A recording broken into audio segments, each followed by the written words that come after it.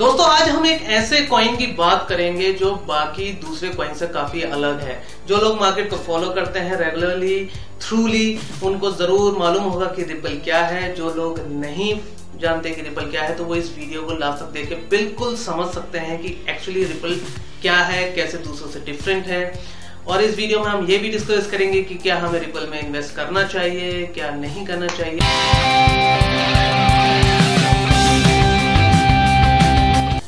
Hello friends, मैं हूं मोहम्मद शुएब। आप देख रहे हैं डिजिटल नोटिस। अगर आप हमारे चैनल पे नए हैं तो प्लीज सब्सक्राइब करें और नीचे दिए गए बेल आइकन को क्लिक करें। तो फ्रेंड्स, जब हम रिपल के बारे में बात करते हैं तो सबसे पहली चीज आती है कि क्या आपने इसका नाम पहले सुना है या नहीं है। जिन लोगों ने नहीं सुना है तो मैं बता देता हूँ कि एक्चुअली होता क्या है कि जब एक नया बंदा मार्केट में घुसता है तो वो बिटकॉइन का उसने कहीं ना कहीं नाम सुना होता है। वो इसी वजह से मार्केट में आता है कि भाई बिटकॉइन है क्या, क्रिप्टो करेंसीज है क्या। अब जब वो मार्केट में आता है वो थोड़ा सा फॉलो करता है उस मार्केट को, फिर उसको समझ में आता है कि भाई एथेरियम भी बहुत एक अच्छा कॉइन है, फिर उसको बाकी और कॉइन के बारे में इंफॉर्मेशन मिलती है। तो रिपल मैं बता दूं जिन लोग जो फॉलो करते हैं, रिपल जो है हमारा थर्ड लार्जेस्ट कॉइन है मार्केट कैप के अकॉर्डिंग, और वो नियर अबाउट 7 बिलियन मतलब 7 बिलियन का मार्केट कैप होल्ड करता है। तो इतना फेमस कॉइन है रिपल जो है, लेकिन डिफरेंट कैसे है बाकी कॉइन्स के लिए। तो सबसे पहला क्वेश्चन जो हमारा आकर करता है कि डिफरेंट कैसे है। तो रिपल, बिल्कुल आप ध्यान से सुनिएगा मैं जो कहने वाला हूं कि रिपल जो डिफरेंट है वो ये है कि जैसे बिटकॉइन एंड एथेरियम है वो और या दूसरे वर्ल्ड कॉइन्स की अगर हम बात करें वो कंप्लीटली डिसेंट्रलाइज है। यानी मतलब उनको कोई सेंट्रलाइजेशन अथॉरिटी नहीं है कि उसको कंट्रोल कर सके। बट रिपल एक्चुअली जो एग्जिस्टेंस में आया वो कैसे आया, एक्चुअली क्या था कि जब जो हमारी ट्रांजैक्शन थी, इंटरनेशनल ट्रांजैक्शन हो या कुछ भी हो, जब वो हमारी क्रिप्टो करेंसीज में होने लगी, जब लोग उसको यूज करने लगे ब्लॉकचेन नेटवर्क को, तो बैंक्स को ये लगा कि उनका फ्यूचर जो है, जो उनकी फ्यूचर ट्रांजैक्शंस वगैरह हैं वो लॉस में जा सकती हैं because of the crypto currency. तो बैंक्स ने वहां जो बड़े बैंक्स मतलब bigger banks, really big banks of the world like Bank of America, Canada and all that stuff, तो वो सारी बैंक्स ने सोचा कि why not use the same technology, हम क्यों ना ब्लॉकचेन को यूज करके एक नया ऐसे crypto currency kind of coin बनाते हैं जिसमें हम अपनी इंटरनेशनल जो पेमेंट है वो कर सकें और जिससे हमारा भी जो है ट्रांजैक्शन चार्जेस कम होंगे, टैक्सेस वगैरह नहीं लगेंगे, और जिसमें हम भी प्रॉफिट बना सकते हैं और यूजर्स को भी प्रॉफिट पहुंच सकता है। तो काफी अच्छी सोच थी। तो बैंक्स के नेटवर्क ने एक नया नेटवर्क ब्लॉकचेन को यूज करके बनाया जिसका नाम एक नया कॉइन जनरेट हुआ जो रिपल था। यानी मतलब अगर आप कह सकते हैं एक हाइब्रिड कॉइन है कि बैंक्स कंट्रोल करते हैं और ब्लॉकचेन वो यूज करता है। तो प्लीज दिमाग में बार बार ये चीज दिमाग में रखिएगा कि ये एक सेंट्रलाइज्ड कॉइन है जी, डिसेंट्रलाइज नहीं, सेंट्रलाइज्ड कॉइन है। ये चीज आप दिमाग में रखिएगा इन्वेस्ट करने से पहले, या जो है क्योंकि डिसीजन तो आपको ही लेना है। तो ये एक सेंट्रलाइज्ड, प्राइवेटली सेंट्रलाइज्ड कॉइन है जो ब्लॉकचेन टेक्नोलॉजी को यूज करता है। अब इसके अपने प्रोज हैं, अपने कॉन्स हैं, फायदे नुकसान तो होती ही है हर कॉइन में, क्या है। तो आज बात करते हैं उन्हीं प्रोज एंड कॉन्स की, और फिर उसके बाद हम बात करेंगे कि क्या हमें उसमें इन्वेस्ट करना चाहिए या नहीं। तो प्रोज क्या है कि भाई जो बैंक्स हैं हमारे, जो रिपल हैं, जो 70% ऑफ द जो कॉइन्स हैं रिपल के, वो जो उसके ओनर्स हैं मतलब जो बैंक्स हैं वो 70% होल्ड करते हैं। 30% जो है वो हम अब जैसे लोग उसको हम ओन करते हैं। तो 70% वो जब ओन करते हैं कॉइन्स को तो वो वहां से टारगेट कर सकते हैं उसके प्राइसेस को। यानी मतलब जब वो चाहे वो नीचे प्राइस कर दें, जब चाहे उसकी वैल्यू ऊपर कर दें। तो यहाँ एक ड्रॉबैक है, ये हमारा एक कह सकते हैं ये कौन है उसका एक नुकसान है। बिकॉज क्रिप्टो करेंसी में इन्वेस्ट करने का आपका मतलब होता है कि वो डिसेंट्रलाइज्ड हो और कोई उसकी मतलब सेंट्रलाइजेशन अथॉरिटी ना हो, कोई उसको छेड़छाड़ ना कर सके, you mean to say that. But यहाँ पर है, यहाँ पर बैंक्स हैं। अगर इसी चीज को हम दूसरे एंड से देखें तो हमने देखा जैसे भाई मार्केट में कोई भी र्यूमर होता है या कुछ भी होता है तो एक्चुअली बिटकॉइन के प्राइसेस जैसे से सपोज अभी लास्ट मंथ में हुआ कि भाई फॉर्किंग के न्यूज आया मार्केट में कि भाई फॉर्क होगा और कम्युनिटी का जो इश्यूज आए तो वो नीचे जाने लगा बिटकॉइन के प्राइसेस। और बिटकॉइन के जब प्राइसेस नीचे जाने लगे तो वो साथ साथ बाकी जो ऑल्ट कॉइन्स हैं जो डायरेक्टली इनडायरेक्टली डिपेंड करते हैं ऑफ कोर्स बिटकॉइन पे, क्योंकि बिटकॉइन सबसे पहली क्रिप्टो करेंसी है और सबसे बड़ा मार्केट कैप है, तो वो सारे कॉइन्स डिपेंड करते हैं डायरेक्टली इनडायरेक्टली बिटकॉइन पर, तो वो भी नीचे जाने लगे। आपने देखा होगा, अगर आपने पैटर्न फॉलो करा होगा, तो अगर पिछले महीने का अगर मार्केट का आप एनालिसिस करें तो जब बिटकॉइन नीचे गया तो एथेरियम भी नीचे गया, एक्सेप्ट फॉर सिर्फ जो सबसे ज्यादा स्टेबिलिटी दिखाई वो दिखाई लाइटकॉइन ने और रिपल ने ऑफ कोर्स। तो अब रिपल ने stability in terms of price तो अप डाउन जाता है, लेकिन वो क्या क्यों दिखाता है रिपल, मतलब जब बाकी कॉइन्स जब जा रहे थे वो डिसेंट्रलाइज थे, यहाँ सेंट्रलाइज्ड है, यहाँ बैंक्स कंट्रोल कर रहे हैं ऑफ कोर्स उनको, तो यहाँ पर रिपल जो है वो नीचे नहीं गया, ठीक है, क्योंकि बैंक्स ने जो उसको ओन कर रहे हैं, जो उसको कंट्रोल कर रहे हैं, उन्होंने उसको नीचे नहीं जाने दिया, ठीक है। तो यहां एक फायदा भी हो सकता है, बिकॉज बैंक्स को अपना फायदा देखना है।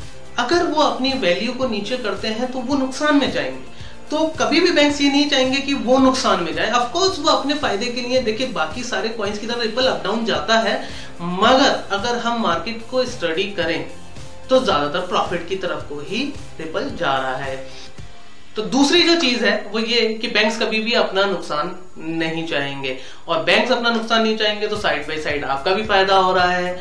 लेकिन हाँ, ऑफ कोर्स अभी जैसे और बड़े बैंक्स उसके साथ जुड़ते जा रहे हैं, तो रिपल के जो प्राइसेस हैं वो अज्यूम किया जा रहा है कि वो ऊपर जाएंगे। जैसे अभी एक्सिस बैंक ने हाल ही में डिक्लेरेशन दिया कि they will be using ripple blockchain for their international payments, ठीक है। तो इंटरनेशनल पेमेंट जो भी एक्सेस करेगा वो भी रिपल की टेक्नोलॉजी करेंगे, यूज करेंगे।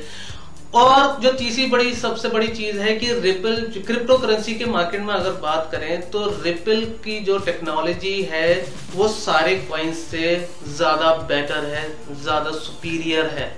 जी बिल्कुल, बिटकॉइन की भी बहुत पीछे है, एथेरियम की भी बहुत पीछे है। रिपल की टेक्नोलॉजी वाइज रिपल को अगर देखें तो रिपल सबसे ऊपर स्टैंड करता है।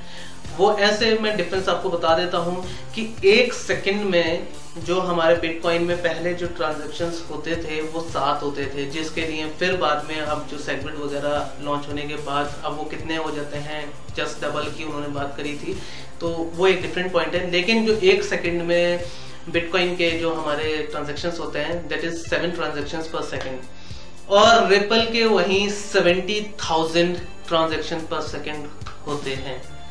तो 10,000 टाइम्स, मतलब 10,000 गुना ज्यादा फास्ट है रिपल, ठीक है। तो यहां फ्रैक्शन ऑफ सेकंड्स लग रहे हैं ट्रांजैक्शन को देखने में। फिर दूसरी चीज, फिर वही कॉन्स एंड प्रोस की बात जब आती है, दूसरे एंड पर अगर हम माइनिंग की बात करें तो रिपल माइन नहीं हो सकता बाकी दूसरे कॉइन्स की तरह। तो ये जो माइनर्स हैं उनके लिए एक काफी एक कह सकते हैं कौन है उनके लिए कि भाई कोई कॉइन है जिसको हम माइन नहीं कर सकते, तो ये भी एक उसका ड्रॉबैक है। अब बात करते हैं कि क्या हमें उसमें इन्वेस्ट करना चाहिए या नहीं चाहिए। तो अगर मार्केट के एनालिसिस को हम देखें तो ripple is the only coin, mind it, मैं क्या कह रहा हूं कि ripple is the only coin, कि सिर्फ रिपल ही एक वो कॉइन है जो 4000% की इंक्रीमेंट शो की है 2017 में। मतलब अभी 2017 जो है हमारे 7 महीने गुजरे हैं, दिस इज 8th मंथ, और अब तक कोई ना, मैंने लाइटकॉइन की पिछली वीडियो में बात की थी 1000% का इंक्रीमेंट था।